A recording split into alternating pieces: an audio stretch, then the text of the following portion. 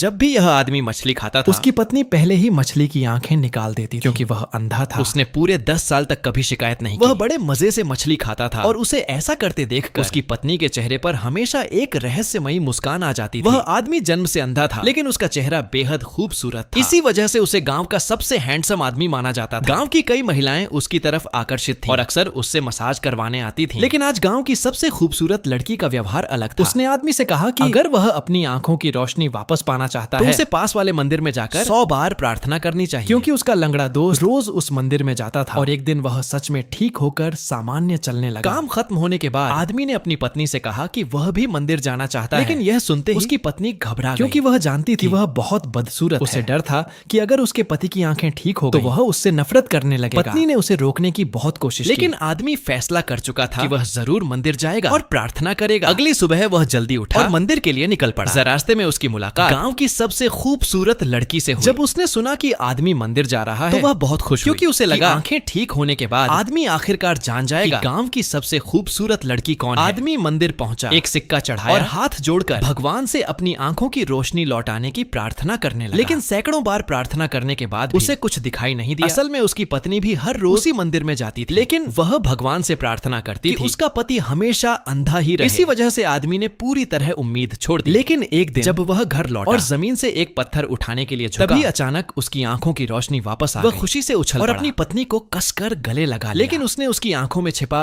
अजीब सा भाव नहीं देखा, क्योंकि वह जन्म से अंधा था। इसलिए वह सुंदरता और बदसूरती के बीच का फर्क समझ ही नहीं सकता था।